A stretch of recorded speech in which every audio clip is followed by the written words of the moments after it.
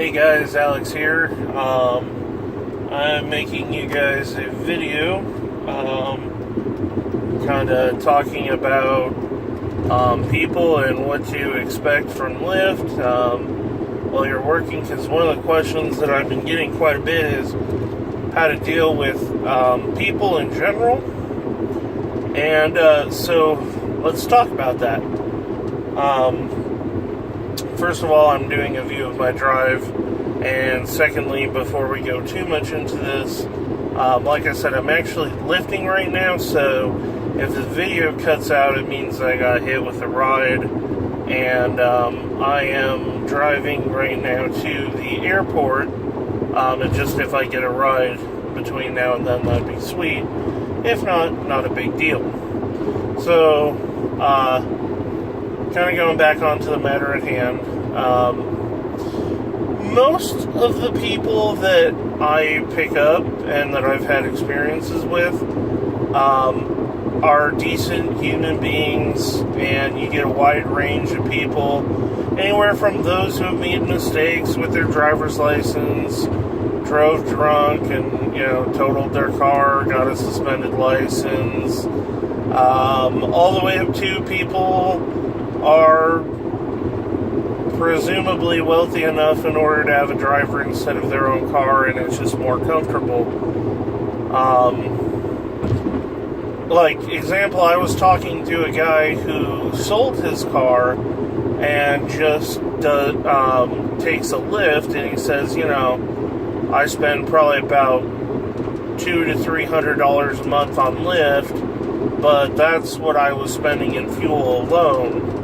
So, a lot of people are just hardworking people who, need the service. But occasionally, you'll get, one of those people that are obnoxious and having a bad day, drunk, high, acting stupid for whatever reason. And, but, don't let that deter you if you're thinking about doing Lyft, because that's far and few between. You hear it a lot because that's how bad news works, You could do 1,000 good deeds and the one bad that happens, the one bad deed that you do is what people remember. And same thing goes with incidences on the road with being a Lyft driver. You could have 1,000 uneventful trips and one really bad one, and that's what people remember. So don't let it deter you. Now, going specifically into those details, it depends what the person is doing. I would say let's say out of 500 rides that I'd given, probably 3 stand out in my mind the most, and most of them weren't that bad. The last one that I'll talk about, that was pretty bad, but so going into the stories and how to deal with them, I had picked up one guy off of Cave Creek in Union Hills at some bar. It was like a hole-in-the-wall bar, and I had pulled up with my Lyft, and this guy came up to my car, and the name on there was Tammy. So usually what I'll go ahead and do is ask the person their name, and if they start off by saying, "Hi, Ronald," my first name, then I know, spoiler alert, guys, my name's Ronald Alex. I just go by Alex. But anyways, back to the video. So if they say Ronald, then I don't question it too much, because then that means that they have possession of the app, and Tammy could be his wife, girlfriend, sister, mother, who knows. So this guy comes in the car, and The employee, the bartender, comes running out with, and says, "Hey, I'm Tammy. I just got this ride for this guy because, he's way too drunk Watch to out, drive." vehicle stopped on shoulder ahead. Oh, that's my GPS. So, of course, I'm going to agree to go ahead and do that. A ride's a ride to me. So anyways, we're driving, and this guy starts falling asleep. I've got his, address in my GPS, so, if he falls asleep, that's pretty much like a blessing, because he's not going to be talkative, he's not going to be destructive, he's just going to be sleeping in the back of the car, and then when I get home, I wake him up, and that's it. So, when we're driving, he wakes up, and he says, "Oh, shoot, I forgot my phone." And I was like, "Okay, I need to know if you want me to turn around, or if you want me to keep going, because if I turn around, that's going to charge Tammy." And I assumed that they knew each other because, well, it would be odd for a bartender to pay for someone's ride. So he was like, "No, I'll call him in the morning," which is, what I had thought would be the best idea.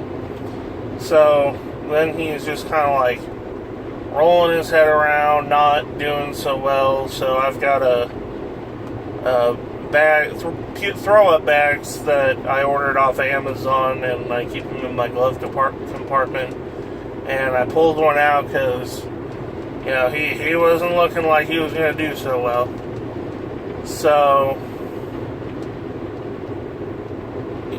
he wound up, just kind of refusing the bag and saying that he was okay. And, if he throws up in my car, that's $250 for me. So, if he's going to make the adult decision that he doesn't need that bag and, he throws up, I don't feel guilty at all for, wow, that guy drives like a jerk. Look at that. Woohoo. Police reported ahead. Oh, good. I hope. So, anyways,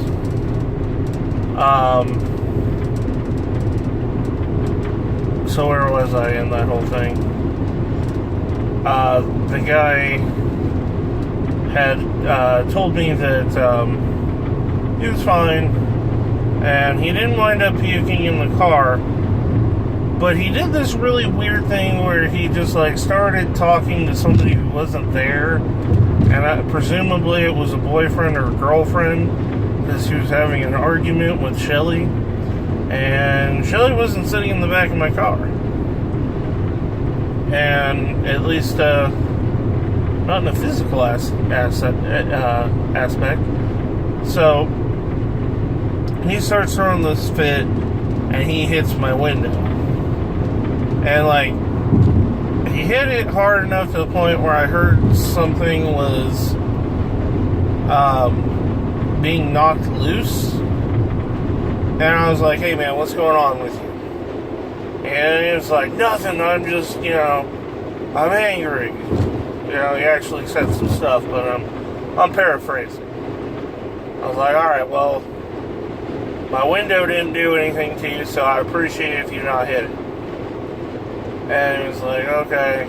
And then he calmed down. And then he friggin' punched the back of the headrest on my front passenger seat. At that point, pulled off to the side of the road, put it in park, and I had looked back at him and said, "Do you need a moment to walk out of my car and calm yourself down?" "No, I'm just going through a rough time." I was like, "Hey man, I hear you, but my car cannot be your stress reliever." And then at that point he looked at me and said, "F me." For YouTube, we'll call it fun me. So he said, fund myself, that I can go fund myself, and fund me, and blah, blah, blah. And at that point, I was like, yeah, I knew he was drunk, so I was like, you know what, you're drunk. That's just part of the job to take that sort of abuse. And so I did. But then he started to get a little silly. And he then started hitting my stuff again. And I did not leave at this point from the parking spot. And I told him that if he's going to do that again, he's going to get out of my car and he's going to have to find another ride. I don't care where or how, but if he hits my car again, he's gone. He started mumbling stuff and then telling me about all how he's going to fund my day up and fund me up and this and that. And I told him I don't really care, because all that's going to happen is a cop is going to come, because I've got my cell phone, and I'll call the police, and they'll, come kick you out of my car. In the meantime, if you keep immediately damaging my car, I'm going to have to remove you from the car, and either you're going to get out, or I'm going to assist you in getting out. Well, he started punching my stuff again, and then he actually dug his nails into the leather upholstery and asked me how I liked him doing that. I said, I think I might know why you and Shelly are having some problems.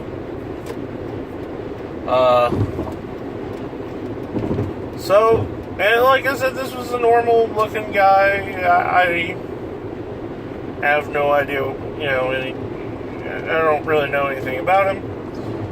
So, at this point, he then proceeded to start kicking my stuff, and I told him to get out, and he told me that it'll be a fun day in hell, a fun cold day in hell before I get him to get out of my car.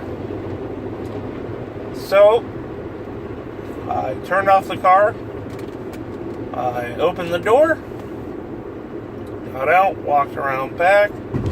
He was too drunk and stupid to realize that his seatbelt was on him, so he couldn't move. I opened up the passenger door, and I told him to get the fun out. And I was done playing games. He started crying about how he didn't have his cell phone, and, this wasn't fair, and this and that, and I told him that I will give him one more chance, and if he did anything that was upsetting to me, from talking to me in a negative way to touching any of my possessions, I will pull over, not caring where, and he will have to find a ride. I don't care how. It is not my responsibility for, what you do. My responsibility is to get you home safely, but that means that in order for me to get you home safely, you gotta work with me. So I did get him home. He was respectful for the rest of the ride, but, he didn't damage anything, including the window. I'll make a video about damages in a moment, because that's something that warrants a full video all by itself. So anyways, yeah, made the whole video, made the whole drive. He gets out of the car, and, I walk him to his door, and apparently Shelly is his wife. She was upset with him that he went to the bar and all this kind of stuff, and she didn't know, but she was grateful that I did it, and so that's really the end of that story. The other two stories I'll kind of make another video for, but that one was my lowest, what I would categorize as issue. That is a nice sunset. Anyways, yeah, that was the lowest issue that I've ever had. And that's not that bad, but, you know, kind of going back to the whole point of the video, that's the thing, like, you're going to get some people like that. And you're going to get some worse people like that, but it's not often, it's not common. Just realize that they're human beings too. I did have every right to go ahead and boot him out of my car, cancel the ride.